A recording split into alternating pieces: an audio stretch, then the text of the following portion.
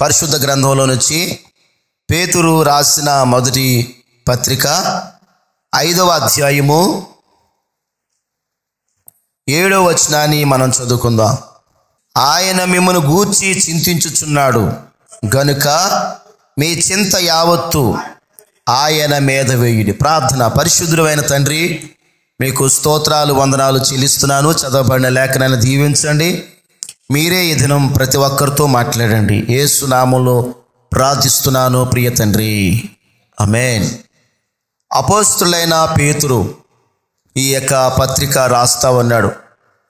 ఈ పత్రికలో ప్రియులరా ఏమని చెప్తున్నాడంటే, ఆయన మిమ్మును గూర్చి, ఎవరు గూర్చి? ఆయన మిమ్మును గూర్చి చింతించుచున్నాడు గనుక మీ చింత యావత్తు ఆయన మీద వెయ్యుడి. ఈ రోజున మానవుడికి ఎన్నో చింతలు. చింతలేని మానవుడు ఎవరైనా ఉన్నారా? లేరు. ప్రతి ఒక్కరు కూడా ఏదో ఒక విషయంలో చింతిస్తున్నారు. ఇల్లు కట్టుకోవాలని చింత. ఒకవేళ ఎదిగొచ్చిన ఆడబిడ్డ ఉందనుకోండి, పెళ్ళి కుదరలేదనుకోండి, ఈ అమ్మాయికి పెళ్ళి ఎప్పుడు అవుతుందా అని అదొక చింత. లేదనుకో అప్పులు అయిపోయారనుకోండి, ఈ అప్పులన్నీ ఎప్పుడు తీర్చాలి, ఎలా తీర్చాలి, ఆ అప్పుల గురించి చింత. చదువుకుని ఉద్యోగం రావట్లేదు, వయసు పైబడిపోతుంది. ఉద్యోగం రావట్లేదు, వయసు చూస్తే పెద్దదైపోతుంది. చింత కాదండి. ఇలాగా ప్రతి విషయంలో కూడా మనిషికి చింతలు కలిగి ఉన్నాడు. ఈ లోకంలో మనిషికి చదువుకునే పిల్లలకు కూడా చూడండి, స్కూల్లో వాళ్ళకి ఏదైనా హోంవర్క్ ఇచ్చారనుకోండి, ఆ రోజు వాడు లెగడం, ఇంటికి త్వరగా లెగడు. స్కూల్లో ప్రొద్దుటి లేవడం. ఎందుకు లేవడంటే స్కూల్కి వెళ్ళాలి, హోంవర్క్ చేయమన్నారు, హోంవర్క్ చేయలేదు, చెయ్యకపోతే టీచర్ గారు కొడతారో అని వాడి చింతతో మంచం పట్టేస్తాడు. ఒకడు జ్వరం కూడా వచ్చేస్తుంది.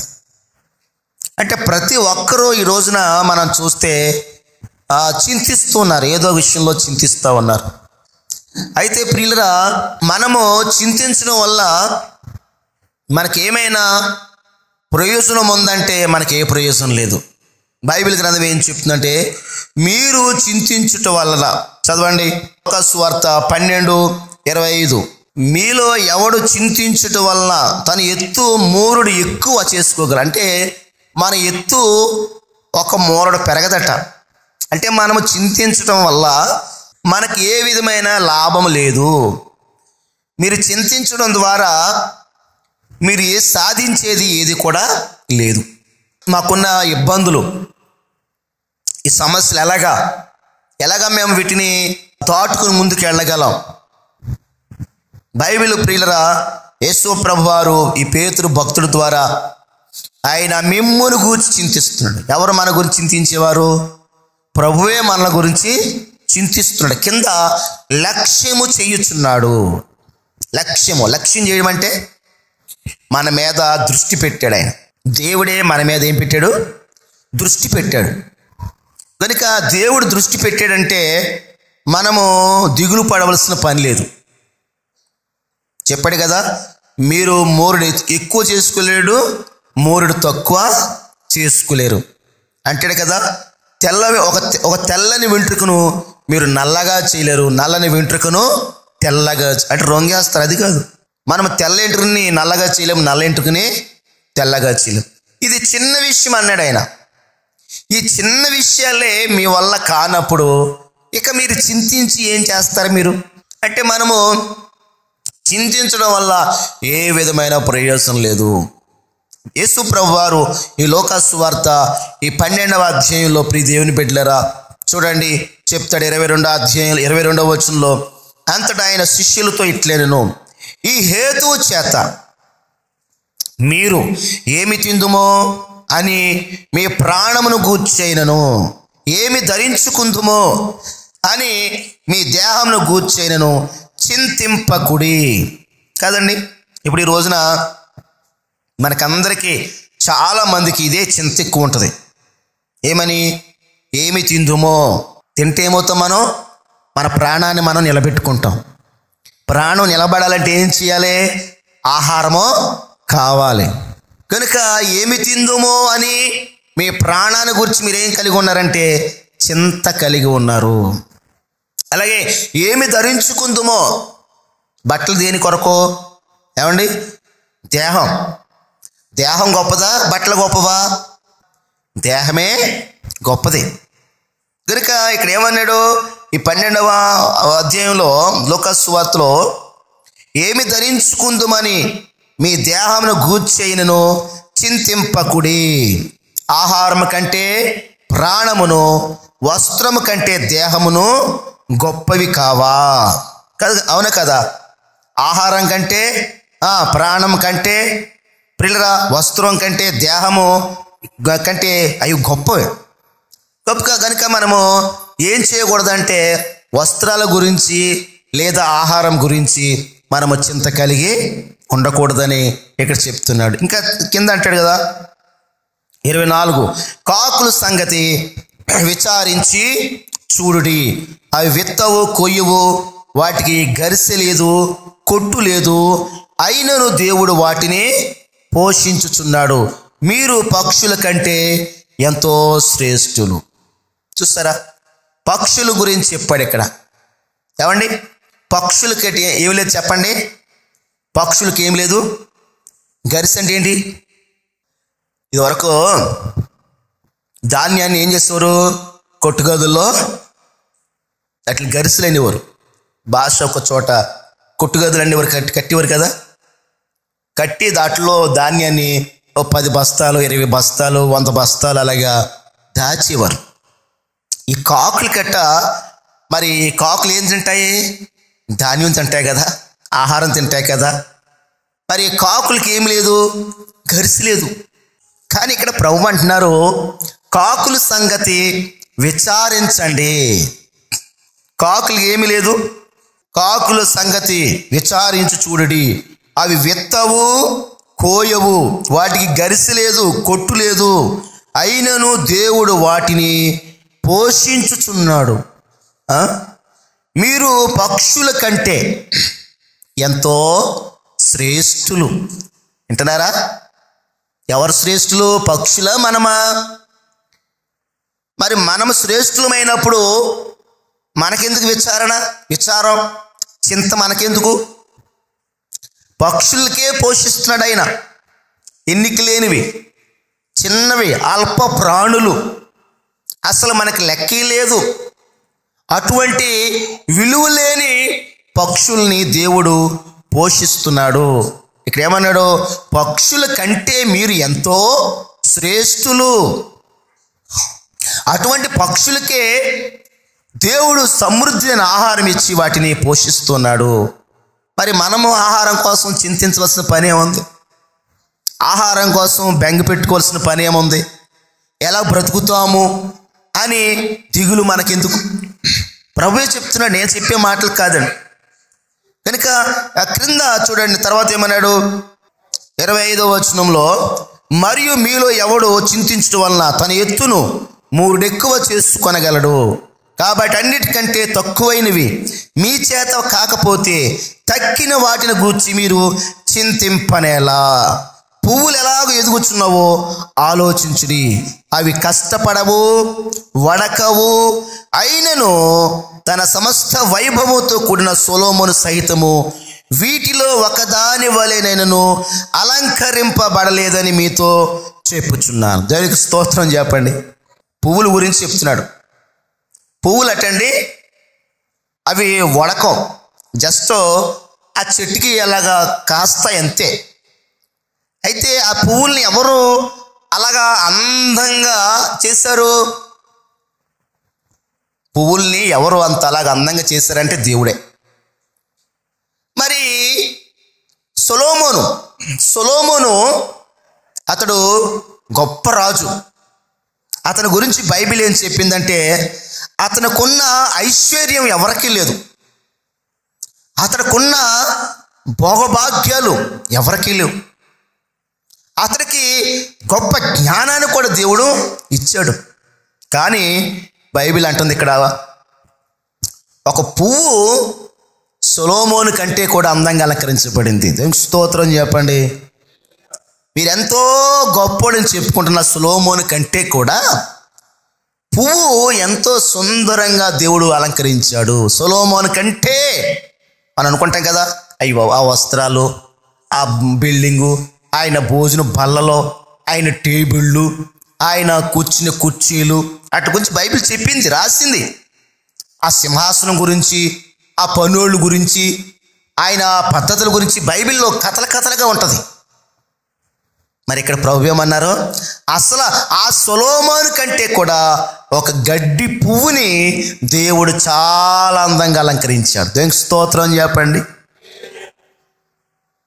ప్రియ దేవుని బిడ్డలారా, దేవుడు నీకు నాకు తోడుగా ఉంటాడు. ఆయన దేవుడు నిన్ను నన్ను అలంకరిస్తాడు, అంతే తప్ప మనము బట్టల గురించో వేటి గురించో మనం ఏం చేయకూడదంటే చింతించవలసిన అవసరం మనకి లేనే లేదు.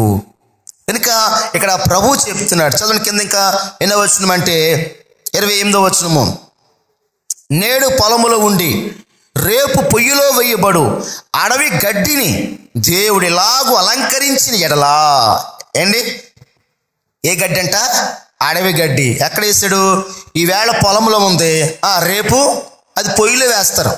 అంటే రాలిపోద్ది, పువ్వు రాలిపోద్ది, గడ్డి రాలిపోద్ది, దాని ఆయుష్కాలం తగ్గిపోద్ది. అంటే ఆయుష్కాలం అయిపోతుంది. అంటే స్వల్పకాలం ఉండి ఆ గడ్డిని దేవుడు ఇలాగూ అలంకరించాడని చెప్తున్నాడు. చెప్పి ఏం చెప్తున్నాడు కింద చదవండి. అల్ప విశ్వాసులారా, మీకు మరెంతో నిశ్చయముగా వస్త్రములనిచ్చును. చూసారా? ఆ గడ్డి పువ్వుని అంత అందంగా అలంకరించిన దేవుడు మిమ్మల్ని అలంకరించడా? గడ్డిని అంత అందంగా చేసిన దేవుడు మీకు అందమైన బట్టలు ఇవ్వడా? మీరెందుకు వస్త్రాల కోసం బాధపడతారు, ఆహారం కోసం బాధపడతారు? ప్రభు చెప్తున్న మాట ఏంటి? ఆయన శ్రేష్టమైన వాటిని దేవుడు నీకు ఇస్తాడు. ఆయన కనుక ఏం చేయకూడదంటే మనము దేని గురించి కూడా దిగులు పడడము, చింత పడడం అనేది మన జీవితంలో చేయకూడదు. చింతించకూడదండి, చింతించకూడదు.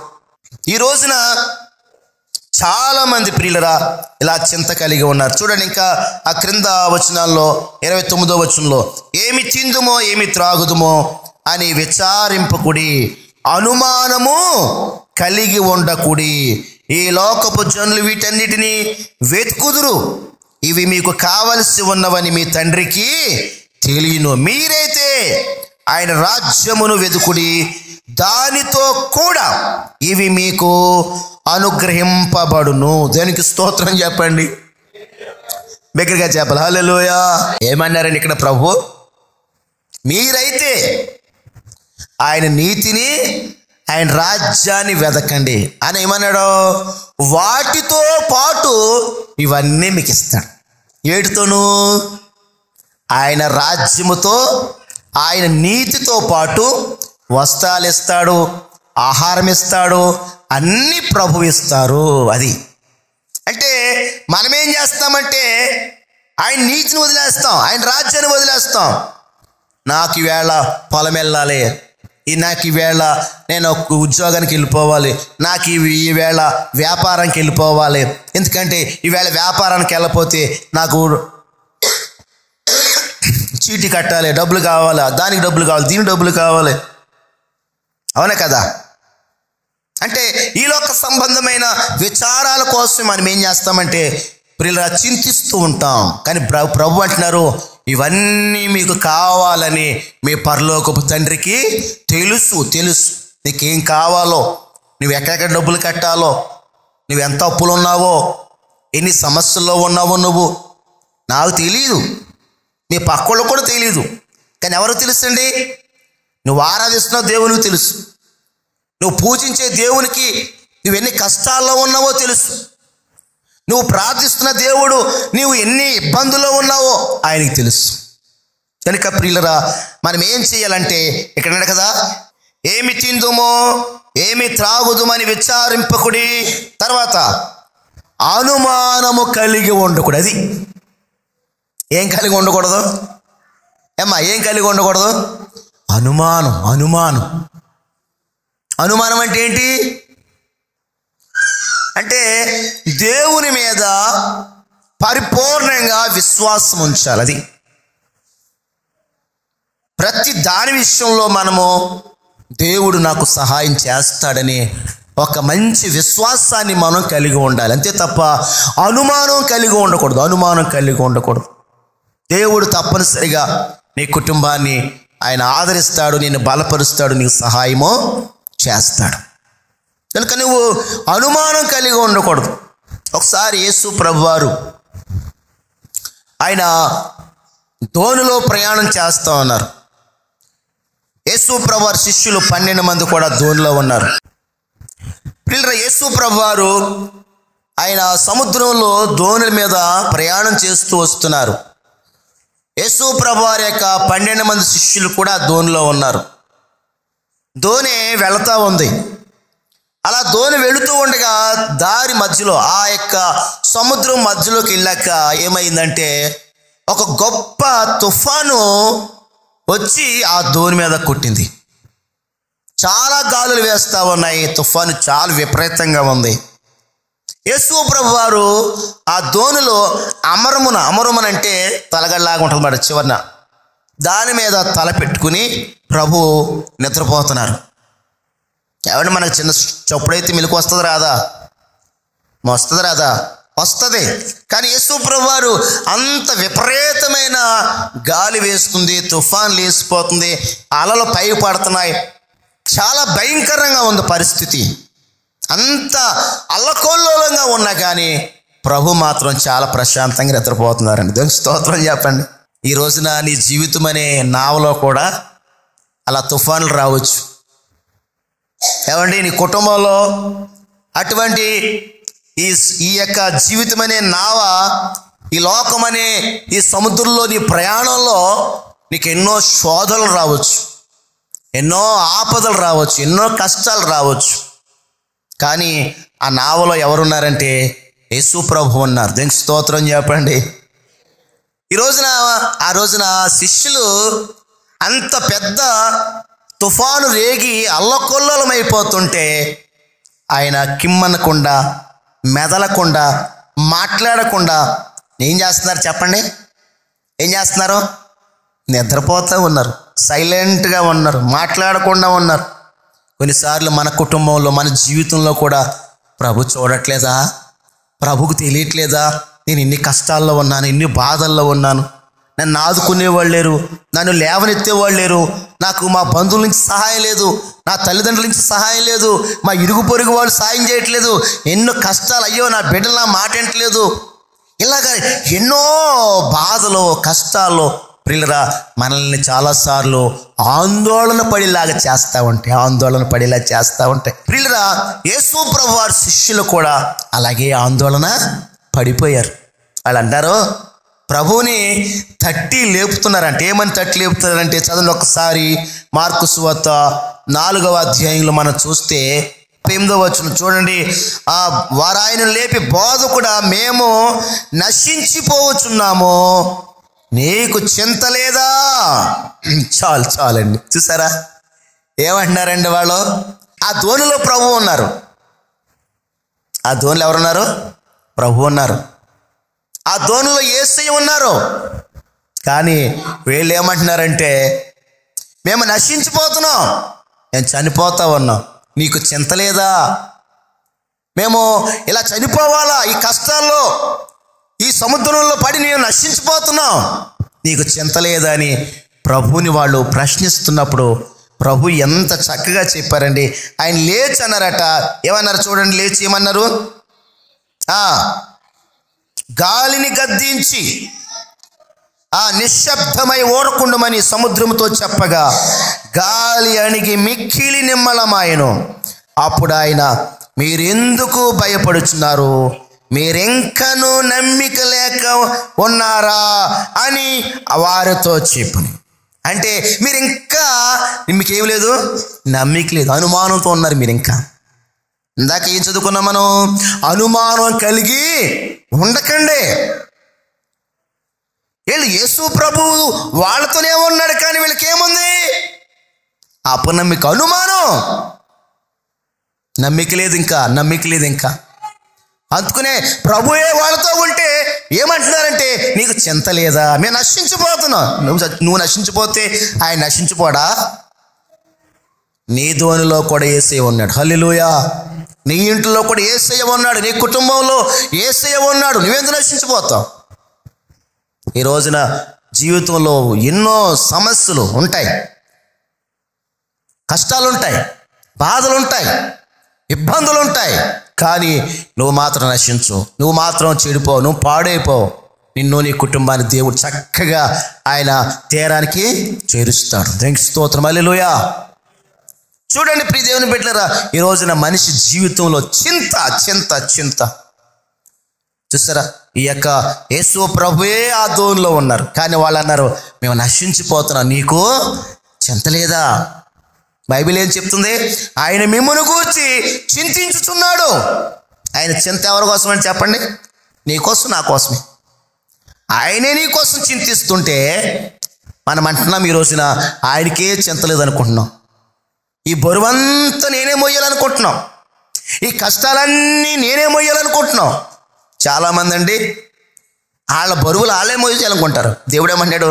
నీ భారము యెహోవా మీద మోపుము, ఆయనే నిన్ను ఆదుకొను. ఒక కథ చెప్తూ ఉంటారు. ఒక పల్లెటూరులో ఇలాగే ఈ ఎండాకాలం ఒక ఆయన గేదెలకి పెద్ద గడ్డి మోపుటి కోసుకుని తల మీద పెట్టుకుని వస్తున్నాడు. ఎండ భయంకరంగా ఉంది. ఒక ఆయన ఎడ్లు బండి వేసుకుని వస్తున్నాడు. ఈ తాతను చూసి, తాత ఇంత ఎండలో ఈ గడ్డి నీకు ఎందుకు వచ్చి బండి ఎక్కానంట. ఎడ్లు బండి ఆపాడు. ఈ తాత ప్రియులరా ఆ బండి ఎక్కాడు. బండి ఎక్కిన తర్వాత బండి స్పీడ్కి వెళ్ళిపోతుంది. ఎడ్లు బండి గట్టిగా తోలుతున్నాడు కుర్రోడు. వెనకాల ఇంకా అంటున్నాడంట ముసలాయన. ఏంటి అని కొడుతున్నాడు అని వెనక్కి తిరిగి చూస్తే ఈ ముసలాయన తల మీద ఏముందంటే ఆ గడ్డి మోపు అలాగే ఉంది. ఎక్కడానికి ఏమెక్కాడు? బండి ఎక్కాడు కానీ ఆ మోపు ఎక్కడెట్టాలే? బండిలో వేసుకోవాలి. అప్పుడు అన్నాడంట, తాత ఏంటి అలాగా బండి మీద పెట్టుకో, నువ్వు తల మీద పెట్టుకున్నావు ఎందుకంటే? బాబా ఏదో ప్రేమతో జాలితో నన్ను ఎక్కించుకున్నా, నా బరువు చాలే, నా గడ్డి ఎందుకులే, నేను మోసుకుంటానంట. ఏమన్నాడు? నువ్వు ప్రేమతో నన్ను ఎక్కించుకున్నావు కదా, చాలే, నా గడ్డి మోపు కూడా ఇంకెందుకు నీ బండి మీద వేయడం, నా గడ్డి మోపు నేనే మోసుకుంటాను. ఈ రోజు చాలామంది జీవితాలు అలాగే ఉంటాయి. దేవుని దగ్గరకు వస్తున్నారు కానీ వాళ్ళు బరువులు, బాధలు, కష్టాలు వాళ్ళ మీదే పెట్టుకుంటున్నారు. అందుకనే వాళ్ళు మొయ్యలేకపోతున్నారు. ఈ రోజున మేము ఆత్మహత్య చేసుకోవాలా, ఇలా ఊరొదులు పారిపోవాలా, ఏం చెయ్యాలని దిక్కు తోచట్లేదు చాలామందికి. కారణం ఏంటి తెలుసా? వాళ్ళ బరువులు దేవుని మీద పెట్టట్లేదు. ప్రభు అన్నాడు, నీ భారం యెహోవా మీద మోపు, ఆయన నిన్ను ఆదుకుంటాడు. ఆయన నిన్ను గురించి చింతిస్తున్నాడు. నీ చింత ఏంటి? నీదే చింత ఉందో ఆ చింతని ప్రభువుకి అప్పచెప్పాలి. అందుకని అంటాడు కదా, ఫిలిప్పీ పత్రిక 4వ అధ్యాయంలో చెప్తాడు. ప్రియ దేవుని బిడ్డలారా చదవండి ఒకసారి. 4వ అధ్యాయం 6వ వచనము. ఫిలిప్పీ పత్రిక. దేనిని గూర్చి చింతపడకుడి గాని ప్రతి విషయములోనూ చూడండి ప్రార్థన చెయ్యాలి. అదే అండి, మనము ప్రతి విషయంలో దేనిని గురించి చింతించొద్దు అన్నాడు. కానీ ఏం చెయ్యాలి? ప్రార్థన చేయాలి. చింత మానాలి, ప్రార్థన చెయ్యాలి. అది అమ్మా వింటున్నారా? ఏం మానాలి? చింతించడం మానాలి, దుఃఖపడడం మానాలి, ఏడవడం మానాలి. అయ్యో నేను ఎలాగా ఈ కష్టాల్లోంచి బయటకు రావాలి ఆలోచించొద్దు. అది కాదు నీ ఆలోచన. నువ్వు ముందు నీ కష్టాన్ని, నీ బాధ, నీకు అప్పులు ఉన్నాయా, నీకు రోగం ఉందా, నీకు సమస్యలు ఉన్నాయా, నీకు ఇబ్బందులు ఉన్నాయా, నీకు ఏ అవసరాలు ఉన్నాయి, నీకు ఎటువంటి అక్కర్లు ఉన్నాయి, వాటి కోసం నువ్వు చింతించొద్దు. మరి ఏం చేయమంటారండి? ప్రార్థన చెయ్యి. దేవునికి స్తోత్రం, హల్లెలూయా. ఇక్కడ ఏమన్నాడు? దేనిని గురించి చింతింపకడే, చింతించొద్దు. మరి ఏం చేయమంటారు కానీ అంటాడు కదా, ప్రార్థన విజ్ఞాపనల చేత కృతజ్ఞత పూర్వకంగా మీ విన్నపాలన్నీ దేవునికి తెలియచేయాలి. మన విన్నపాలు, మన అవసరాలు, మన అక్కర్లు ప్రియులరా దేవునికి మనం ఏం చేయాలి? తెలియచేయాలి, చెప్పాలి చెప్పాలి చెప్పాలి. ఈ మధ్యాహ్నపు వేళ ప్రియమైనటువంటి దేవుని బిడ్డలారా, దేవుడు మన చింతలన్నీ తీర్చేవాడు, మన కష్టాలన్నీ తీర్చేవాడు, మన ఇబ్బందులన్నీ తొలగించేవాడు, మనకి ఆనందాన్ని, ఆశీర్వాదాన్ని, సంతోషాన్ని ఇచ్చే దేవుడు. కనుక ఈ మధ్యాహ్నపు వేళ మనం చేయవలసిన పని ఏంటంటే చింతించటాన్ని మనం మానేసేయాలండి. ప్రభు చెప్తున్నాడు, మీరు దేనిని గురించి చింతింపడు. మరోసారి చదవండి. పేతురు రాసిన మొదటి పత్రిక 5వ అధ్యాయము. ఆయన మిమ్మల్ని గూర్చి చింతించుచున్నాడు గనుక మీ చింత యావత్తు ఆయన మీద వేయుడి. తరువాత వచనంలో చెప్తాడు, నిబ్బరమైన బుద్ధి గలవారై మెలకువగా ఉండండి. దేవునికి స్తోత్రం చెప్పండి. ప్రియులరా, మొట్టమొదటిగా ఏం చెప్పాడు? మనల్ని చింతించొద్దు అన్నాడు. జాగ్రత్తగా వినండి. ఏమన్నాడు ఆయన? మీరు చింతించొద్దు అన్నాడు. మీరు చింతించొద్దు, మీ చింత యావత్తు ఆయన మీద ఏమన్నాడు అంటూ ఏమన్నాడు? నిబ్బరమైన బుద్ధి గలవారై మెలకువగా ఉండండి అన్నాడు. ఎలా ఉండాలంట మనము? నిబ్బరమైన బుద్ధి. నిబ్బరమైన బుద్ధి అంటే ఏంటి? కొన్నిసార్లు అంటాం గుండెని నిబ్బరం చేసుకోవాలి అబ్బాయి అంటాం. గుండెని ఏం చేయమంటున్నారు? నిబ్బరం చేసుకో అంట. అంటే ఏంటి? అక్కడ ఏదైనా చూసినప్పుడు నీ మనసు తొణికిసలాడద్ది, అలా వద్దు. ఏదైనా విన్నప్పుడు నీ మనసు అలాగేలా పరిపరి విధాలుగా వెళ్ళిపోద్ది, అలా వద్దు. నీ బుద్ధిని నిబ్బరంగా చేసుకుంటే నీ పరిస్థితులను బట్టి నీ బుద్ధి ఏమవకూడదు, మారకూడదు. నేను స్తోత్రం చెప్పండి. ఈ రోజున మనిషి బుద్ధి ఏమవుతుందంటే గడియకో రకంగా మారిపోతుందండి. అందుకని ఇక్కడ ప్రభు చెప్పాడు, నిబ్బరమైన బుద్ధి. ఏ బుద్ధి ఉండాలి చెప్పండి? నిబ్బరమైన బుద్ధి. దేవుడు నీకు, నీ బిడ్డలకి, నీకు, నీ కుటుంబానికి ప్రియులరా నీ దేవుని ఆశీర్వాదాలు నీకు ఇవ్వడానికి ఆయన ఎప్పుడు ఇష్టపడుతున్నాడు. అయితే మనం ఏం చేయాలంటే మన బుద్ధిని ఎలా ఉంచుకోవాలంటే నిబ్బరంగా ఉంచుకోవాలి. కొంతమంది చూడండి, అన్నీ ఉంటే ఒకలాగా, ఏమీ లేకపోతే ఒకలాగా అంటాం కదా. లోకంలో మన సామెత, అందితే జుట్టు, అందకపోతే కాళ్ళు. ఏమా ఏంటో సామెత చెప్పండి?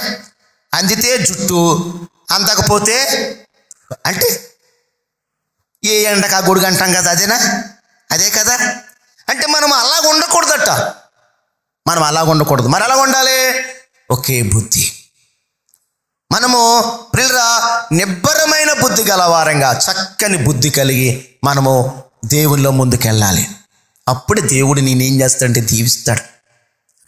నిబ్బరమైన బుద్ధి గలవారై మీరు ఎలాగ ఉండాలి?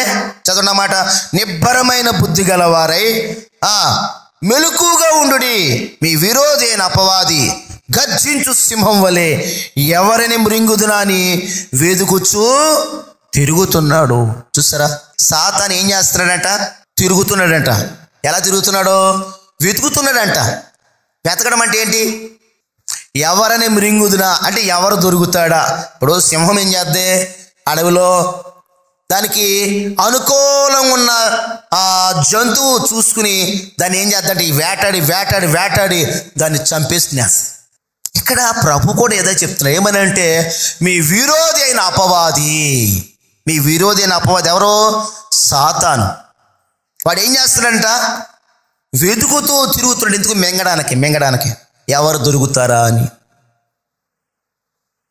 నిన్ను, నీ భర్త, నీ పిల్లలు ఎవరినైనా మింగొచ్చు. వాడు మనల్ని మింగకుండా ఉండాలంటే మనం ఎలా ఉండాలి చెప్పాలి నాకు. అక్కడ ఏమన్నాడు? మెలకుగా ఉండి మీరు నిబ్బరమైన బుద్ధి కలవరై మెలకుగా ఉండాలి. ఆదాము అవ్వలతో ఏం చేయించాడు సాతాను?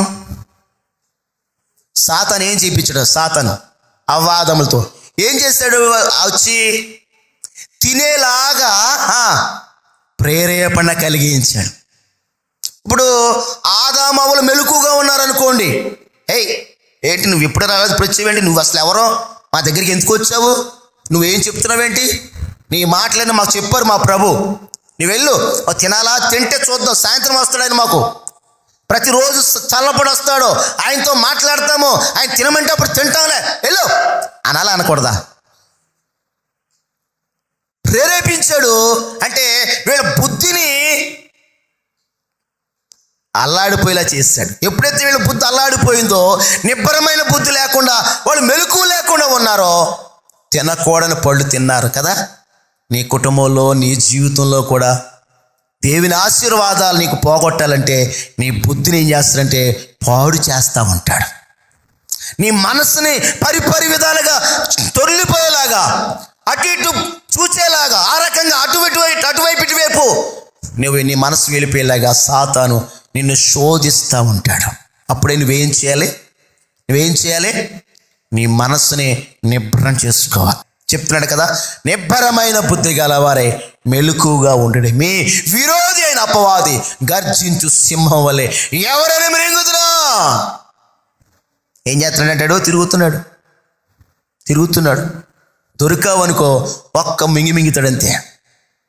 ఇక మళ్ళా మనము దేవుల్లో ఉండవు, లోకంలోకి వెళ్ళిపోతాం, పాపంలోకి వెళ్ళిపోతాం, భయంకరమైన భ్రష్టత్వంలోకి వెళ్ళిపోతాం. ఇక మనల్ని ఎవరు బాగు చేయలేరు. ఈరోజు ఈ మధ్యాహ్నపు వేళ నా ప్రియమైన దేవుని పెట్టారా, దేవుడు నీ గురించి, నా గురించి ఆయన చింత కలిగి ఉన్నాడు. నిన్ను గురించి ఆయన చింతిస్తున్నాడు కనుక నీ చింతలుంటే, నీ బాధలుంటే, నీ కష్టాలుంటే ఆయనకు అప్పచెప్పు. ప్రభువా, ఇదిగో నాయన, నేను ఈ కష్టంలో ఉన్నాను, నేను ఈ బాధల్లో ఉన్నాను, నేను ఈ ఇబ్బందుల్లో ఉన్నాను అని నువ్వు ప్రార్థన చేస్తే నా ప్రభు ప్రార్థన ఆలకించేవాడు. హల్లెలూయా. నీ అవసరాలన్నీ తీర్చేవాడు, నీ అక్కర్లన్నీ తీర్చేవాడు, నీ కష్టాలన్నీ కడుతీర్చేవాడు, నిన్ను నీ బిడ్డలను దీవించేవాడు. నీ ఊహలకు మించి, నీ ప్రార్థనలకు మించి నిన్ను ఆశీర్వదిస్తాడండి. నేను ఎంత చేస్తాననుకోలేదు ప్రభు, నాకు అంత చేస్తారని చెప్తాను. ఉదయం స్తోత్రం చెప్పండి. నేను ప్రభు దగ్గర ఇంతే కోరుకున్నాను, కానీ ప్రభు నాకు అంత చేస్తారండి. నేను ఇంతే అడిగానండి ప్రభు, నాకు ప్రభు అంత ఇచ్చారండి అని నువ్వు చెప్తావు. అలా ప్రభు నీకు చేస్తాడు. మనం చేయవలసిన పని ఒక్కటే, మన భారాన్ని దేవునికి అప్పచెప్పి, మనము భారం కలిగి దేవుని దగ్గర ఏం చేయాలండి? ప్రార్థన చేయాలి. శిష్యులు చూడండి, ప్రభువే ఉన్నారు ఆ దోణిలో, కానీ వాళ్ళు ఏమన్నారు? ప్రభువా, మేము నశించిపోతున్నాం, నీకు చింత లేదా? ప్రభు చెప్తున్నారు, అసలు మీరు దేని గురించి చింతించకండి. ఇదిగో పక్షులు చూడండి, అవి విత్తవు, కొయ్యవు, కొట్లలో కూర్చుకోవు, అయినా నేను వాటిని పోషిస్తున్నాను. ఇదిగో సొలొమోను సైతము ఇదిగో ఈ పువ్వులాగా కూడా లేడు, అటువంటి నేను మిమ్మల్ని ఎందుకు విడిచిపెడతాను? శ్రేష్టమైన వస్త్రాలు నేను మీకు ఇస్తాను, ఆహారాన్ని నేను మీకు ఇస్తాను, కనుక మీరు దేని గురించి కూడా ఏం చేద్దున్నాడో చింత కలిగి ఉండకండి. మొదటగా మీరు నా నీతిని, నా రాజ్యాన్ని వెతకండి, వాటితో పాటు ఇవన్నీ మీకు ఇస్తాన్నారు. ఆయన దేవుని స్తోత్రం చెప్పండి. నీకేం కావాలో అవన్నీ ప్రభు ఇస్తారు. వేడితో ఇస్తాన్నాడో, వేడితోనూ ఆయన నీతితో, ఆయన రాజ్యంతో. ముందు మనం దేన్ని వెతకాలంటే ఆయన నీతిని వెతకాలి, ఆయన రాజ్యాన్ని వెతకాలి, ఆయన సన్నిధిని వెతకాలి, ఆయన్ని కోరుకోవాలి, ఆయనతోనే ఉండడానికి ఇష్టపడాలి.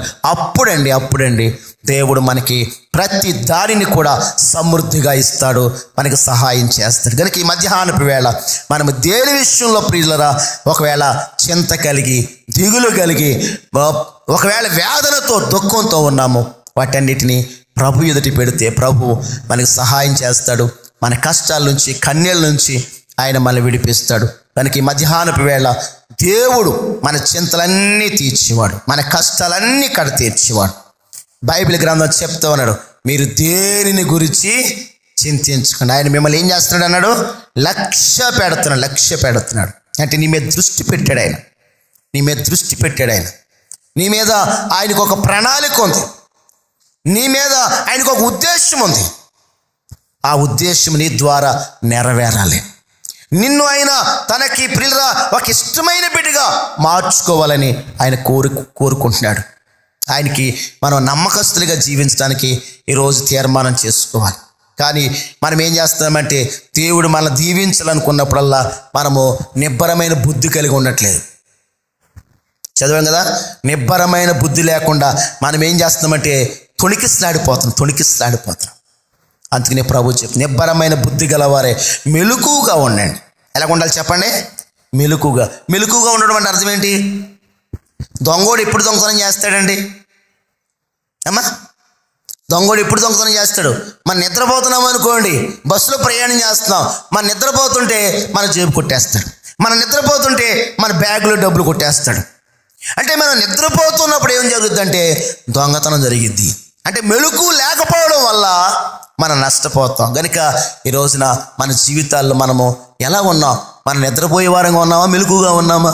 ఏం జరుగుతుందో అసలు మనకి తెలుస్తుందా? మనం ఎలాగున్నాం? నిద్రపోతున్నామా, మెలకువగా ఉన్నామా? మెలకువగా ఉండడం అంటే ఏంటి? ప్రతిరోజు బైబిల్ చదువుకోవడం, ప్రతిరోజు ప్రార్థన చేసుకోవడం, పాపానికి దూరంగా ఉండడం, పరిశుద్ధమైన జీవితం కలిగి ఉండడం, దేవుని మందిరానికి క్రమముగా ఆరాధనకు రావడం, ప్రతి వారం ప్రభుని ఆరాధించడం, ఇది మెలకువ. మెలకువ లేనితనం ఏంటి చెప్పండి? ఒక వారం మొత్తం 4 వారాలు మానేస్తాం. ఒక వారం వచ్చాము 4 వారాలు మానేస్తాం. ఒకరోజు ప్రార్థన చేస్తాం, 4 రోజులు ప్రార్థన చెయ్యం. కుటుంబ ప్రార్థన ఉండదు, వ్యక్తిగత ప్రార్థన ఉండదు, పరిశుద్ధత ఉండదు. ఎలా పడితే అలా తిరుగుతూ ఉంటాం, ఏది పడుతుంది మాట్లాడుతూ ఉంటాం. అదే జీవితము? మెలకువ లేని జీవితము. అది మెలకువ లేని జీవితం. ఇప్పుడు ఇక్కడ మనకి ఉద్యోగస్తులు ఉన్నారు కొంతమంది, రోజు డ్యూటీకి వెళ్తారు, అప్పుడు వెళ్తారు డ్యూటీకి. రోజు వెళ్ళాలి, ప్రతిరోజు డ్యూటీకి వెళ్ళాలి, కూలి పనికి వెళ్ళి రోజు కూలి పనికి వెళ్ళాలి, వ్యాపారం చేసుకుంటే రోజు వ్యాపారం చేసుకోవాలా వద్దా? చేసుకోవాలి. కానీ వీళ్ళు ఎవరికైనా వారంలో ఒక రోజు ఏముంటుంది చెప్పండి? సెలవు. ఒకరోజు సెలవు ఉంటుంది. దేవుడు ఎంత చక్కగా పెట్టాడండి. సృష్టి ప్రారంభంలోనే పెట్టాడు ఆయన. 6 రోజులు మీరు కష్టపడండి, 7వ రోజు మాత్రం ఎక్కడికి వచ్చేయాలి? మీరు వచ్చేయాలి, మందిరానికి వచ్చేయాలి. 7వ రోజున నా సన్నిధిలో మీరు కనబడాలి. అదే మెలకువగా ఉండమంటే. అదే. నువ్వు 6 రోజులు కష్టపడు, నీ భర్త కొరకు, నీ భార్య కొరకు, నీ పిల్లల కొరకు, నీ సంసారం కొరకు, నీ కుటుంబం కొరకు కష్టపడు. 7వ రోజు ఎక్కడికి వచ్చేయాలంటే మందిరానికి వచ్చేయాలి. మరలా 6 రోజులు కష్టపడు. 6 రోజులు కష్టపడి సుఖంగా ఉండాలంటే ఒక రోజు మాత్రం ఎక్కడికి రావాలి? నువ్వు మందిరానికి రావాలి. లేకపోతే ఏమవుతుంది తెలుసా? మన డబ్బు అంతా చిల్లు సంచులు వేసినట్టుగా అయిపోద్దండి. మన కష్టార్జితం మనం అనుభవించడానికి ఉండదండి. మన కష్టార్జితం అంతా ఒక చిల్లు సంచులు వేస్తే ఎలా పోతుందో చూడండి. మీరు బకెట్కి ఒక చిల్లు ఉందనుకోండి, బయట మీరు నీళ్ళు పట్టుకుంటున్నారు, వాటర్ ట్యాప్ వస్తుంది, పంచాయతీ ట్యాప్ వస్తుంది, ఒక చిల్లు ఉంది, నీళ్ళు వస్తాయో రావా ఇంటికి? ఒక బకెట్కి ఒక చిల్లు ఉంది, నీళ్ళు పట్టారు, ఇంట్లో నీళ్ళు తెస్తున్నారు, ఎన్ని నీళ్ళు వస్తాయి? నీళ్ళు వస్తాయి, కానీ కొన్ని నీళ్ళు కారిపోతామంటాయి. ఒక చిల్లుకి 2 చిల్లులు పడితే, 3 చిల్లులు పడితే, 4 చిల్లులు పడితే, 5 చిల్లులు పడితే, 6 చిల్లులు పడితే, 6 చిల్లులు పడినా కానీ ఇంట్లోకి నీళ్ళు వస్తాయి. ఎన్ని వస్తాయి అంటే ఓ చెంబుడు వస్తాయి. పడతాకి ఎంత పట్టావు నువ్వు? బకెట్ నీళ్ళు పట్టావు ఇంట్లో బయట, కానీ ఇంట్లోకి ఎన్ని వచ్చినాయి? చెంబుడే వచ్చినాయి. మన జీవితం కూడా అలాగే అయిపోద్ది. మనకి ఎంత వచ్చినా కానీ ఇంట్లోకి వచ్చేది కొద్దిగా ఉంటుంది అంతే. ఎంత రాని నీ రాబడి ఎంత రాని కొద్దిగానే ఉంటుంది. ఇంటికి కొద్దిగానే వస్తుంది. చాలా వచ్చిందంటే డబ్బులు కనిపించలేదండి బాబు. పిల్లరా, మనము దేవుని కట్టడలో దేవుని వాక్యం పిల్లరా మనం మెలకుగా ఉండాలి. మెలకుగా ఉంటే నీ డబ్బు ఎక్కడికి పోతుంది? దీనికి స్తోత్రం చెప్పండి, బిగ్గరగా చెప్పండి హల్లెలూయా. నీ రాబడి ఒక్క అనా పైసా కూడా ఎక్కడికి వెళ్ళదు. మరి అనుకోకుండా 15 రోజుల క్రితం బండి పోయింది. ఉట్టినే మరి నిజంగా ఎంత ప్రార్థన చేసాం ప్రభువా నీ చిత్తం. నేను ఒకటే అన్నాను, దేవుడు ఎందుకో సెలవు ఇచ్చాడు, అందుకే పోయింది. అది దొరికితే దొరికింది స్తోత్రం, దొరకపోయినా దేవునికి స్తోత్రం. అది దేవుడిచ్చిన బండి, మరి ఎందుకు ఆయన అనుమతి ఇచ్చాడు? ఆయన సెలవు లేకుండా ఏది జరగదు. కాబట్టి సరే పోతే పోయిందిలే, ప్రార్థన చేయండి అని సేవకులకు చెప్పాను. మీరు అందరూ ప్రార్థన చేస్తారు. నిజంగా మరి ఆ బండి మరలా దొరికింది. దేవుని స్తోత్రం చెప్పండి. దేవుడు ప్రియులరా, మరలా అప్పుడు బండి కొనుక్కోవాలంటే నా దగ్గర అస్సలు 1000 రూపాయలు కూడా నా దగ్గర లేవు. బండికి కట్టాలంటే ఒక 20,000 కట్టాలి. నా దగ్గర 1000 రూపాయలు లేకపోతే 20,000 ఎలా కట్ట నేను? ప్రభువా నా బండి లేదు, ఎలాగా ఏంటి నాయనా అని దేవుడు మరలా ఆ బండి ప్రియులరా దొరికేలాగా ప్రభు చేస్తాడు. నిజంగా ఎంత గొప్ప దేవుడు అండి. దేవునికి స్తోత్రం చెప్పండి. హల్లెలూయా. నేను చెప్పే మాట ఏంటంటే ప్రియులరా, మన డబ్బులు మనది ఏది కూడా వృధా కానివ్వడు ఆయనది. నేను చెప్పేది మనం ఆయన ఆజ్ఞలు, ఆయన వాక్యాన్ని మనం పట్టుకుంటే దేవుడు తప్పనిసరిగా ఒకవేళ నష్టమైన కానీ గొప్ప మేలు మరలా మనకైనా చేస్తాడు. ప్రతి కీడు వెనకాల ఒక ఆశీర్వాదాన్ని ప్రభు మనకే ఇస్తారు. మా పాస్టర్ గారు అన్న, అయ్యగారిని పోతే పాను ఎదవ్వండి, మీకు ఈసారి కారు ఇచ్చేస్తారండి ప్రభు, మేము కారు ఇవ్వాలని ప్రార్థన చేసి 2-3 అన్నారు. బాబు నాకు కారు వద్దు బాబు, నా బండి నాకు కావాలి, నాకు కారు వద్దు, నాకు బండి చాలు, నా బండి నాకు చాలు, నాకు కార్లు కట్ట నాకు వద్దు, కార్లు నడిపేంత ఇది నాకు లేదు, ఆశ నాకు లేదు, నా బండే నాకు చాలు అని చెప్పి. నిజమే ప్రియ దేవుని బిడ్డలారా, దేవుడు మనది మనకిస్తాడు. మనము నమ్మకంగా ఆయన ఎదుట పని చేస్తూ ఉంటే ప్రభు ప్రతిదీ మనకిస్తాడు. గనక ఒకటే ప్రభు చెప్పాడు కదా, ఏమన్నాడు చెప్పండి? మీరు అనుమానము కలిగి ఉండొద్దు. ఏం కలిగి ఉండకూడదు చెప్పండి? చదవండి ఆ మాట మరొకసారి. లూకా సువార్త 12వ అధ్యాయంలో 29వ వచనము. ఏమి తిందుమో ఏమి త్రాగుదుమని విచారింపకుడి, అది అనుమానము కలిగి ఉండదు. అది చాలు. అనుమానం కలిగి ఉండదు. శిష్యులు ఎంత అనుమానం పడిపోయారు ఏమండి? ఏమన్నారు శిష్యులు? ప్రభువా మేము నశించిపోతున్నాం, నీకు చింత లేదా? నిద్రపోతున్నావేంటి నువ్వు లేవేంటి? నువ్వు మాట్లాడవేంటి? గాలిని గద్దించవేంటి? మేము ఏమైపోతున్నాం? నువ్వు చూడట్లేదా? నీకు తెలియట్లేదా? నీకు అర్థం కావట్లేదు మా పరిస్థితి ఏంటో అని ప్రభువుని ముజరకిస్తూ ఉన్నారు. అప్పుడు ప్రభు అన్నారు, అల్ప విశ్వాసులారా. ఏమన్నారు ప్రభు? అల్ప విశ్వాసులారా, ఎందుకు అనుమానం? ఎందుకు మీరు అలాగ భయపడుతున్నారు? ఎందుకు అలాగ మీకు అనుమానం? నేను మీకు తోన్నాను కదా, నేనే మీతో ఉన్నాను కదా, ఇంకా మీకు భయం ఎందుకు? ఈ రోజున మన జీవితాల్లో ప్రభు ఉన్నారండి. ప్రభు మన ఇళ్లలో ఉన్నారండి. ప్రభు మనతో ఉన్నాడు, మన కుటుంబంతో ఉన్నాడు, మన పిల్లలతో ప్రభు ఉన్నారు. కానీ మనకి ఏమి లేదు చెప్పండి? విశ్వాసం లేదు, ధైర్యం లేదు, నమ్మకం లేదు, అనుమానం. ప్రభు మమ్మల్ని చూడట్లేదేమో, ప్రభు మాకు సహాయం చేయట్లేదేమో, ప్రభు మా ప్రార్థన వినట్లేదేమో. వింటున్నారండి ఆయన, వింటున్నాడు మన ప్రార్థనలన్నీ వింటున్నాడు ఆయన. అందుకే మనం ఇంకా ఇలాగ ఉన్నాం. దేవుని స్తోత్రం చెప్పండి. మన ప్రార్థనలన్నీ వింటున్నాడు, మనకు ఆయన సహాయం చేస్తున్నాడు. నీకు తెలియకుండానే ఎన్నో విధాలుగా మనల్ని కాపాడి ఆయన భద్రపరుస్తామన్నాడు. కనుక ఈ ఉదయకాల సమయంలో దేనిని గురించి మనం చింతించొద్దు. ప్రభు పైన మన భారాలు మోపి ప్రభుకి ప్రార్థన చేద్దాము. ఆ సర్వకృపానిదైన దేవుడు మన అడుగు వాటికంటే, ఊహించు వాటికంటే అత్యధికమైన సహాయాన్ని నీకు ఇచ్చి నిన్ను ముందుకు నడిపిస్తాడు. అటువంటి గొప్ప భాగ్యాన్ని ప్రభు మనందరికీ అనుగ్రహించునుగాక. ఆమేన్.